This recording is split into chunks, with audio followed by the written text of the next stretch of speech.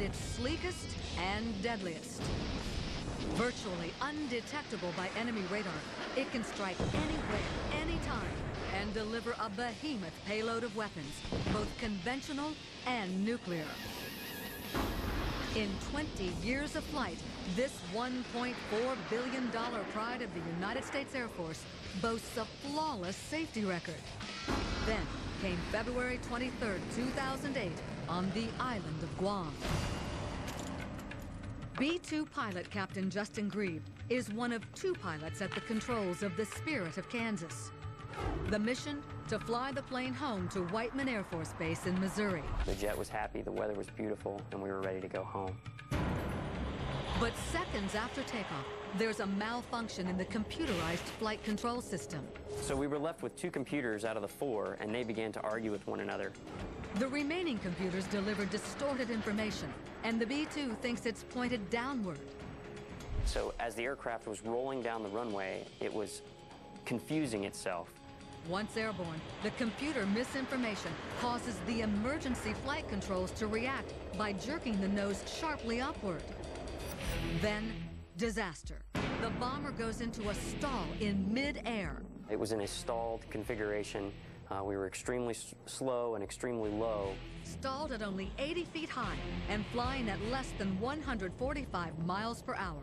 I told him, dude, I think we're going to have to get out of this aircraft. Captain Grieve pulls the eject lever with seconds to spare. The force of the ejection seat is tremendous. It's unlike anything I've ever felt flying aerobatics or roller coasters. It's just a phenomenal kick in the pants. As Grieve and his partner eject and parachute out of harm's way, the coveted stealth is headed for doom. The B-2's left wing hits the runway. Then the nose slams to the ground. The plane bursts into flames, then skids 2,100 feet. The Air Force soon discovers moisture in the plane's sensors that feed into the computer system. There is no pilot error, and the 2 airmen survive. Captain Grieve suffered a broken back, but he's still flying B-2s and loving every minute of it, insisting his brush with death hasn't changed him at all. You really only get that epiphany if your life needs changing. I think everything was right where it needed to be, and I'm just glad that I'm still here and that I can see my kid every day.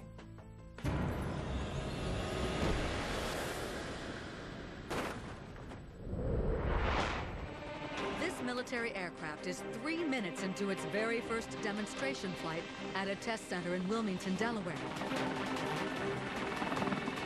But its first flight turns out to be its last.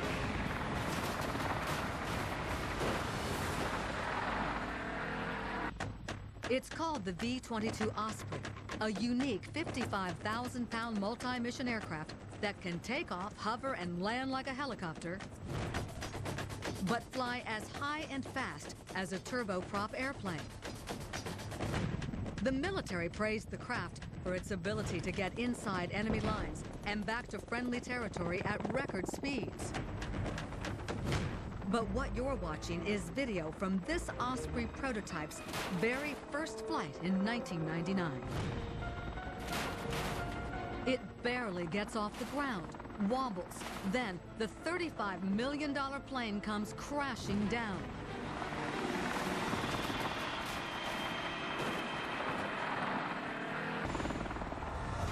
The engine housing unit on the left side of the craft hits the runway. The plane bounces a few hundred feet and bursts into flames.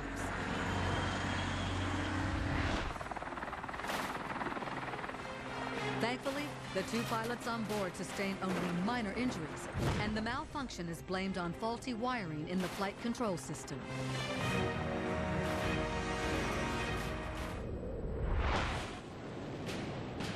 June 1999. It's day 1 of the world's most prestigious air show at Le Bourget Airport north of Paris. The Russians are showing off a prototype of their most advanced fighter jet, the Sukhoi 30 Mk. The jet is in a controlled descent, but the pilot misjudges his position, and the twin-engine fighter hits the ground tail first.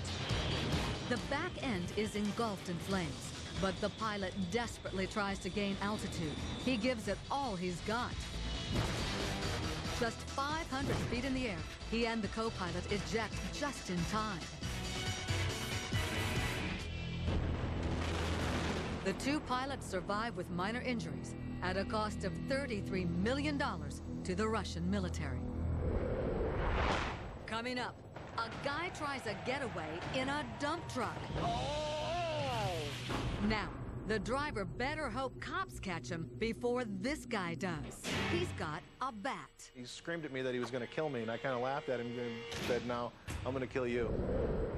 Then, this catering truck is fast food on the run. And later, disaster hits the deck of a U.S. aircraft carrier. Next, on Motor Rampage. We design quality.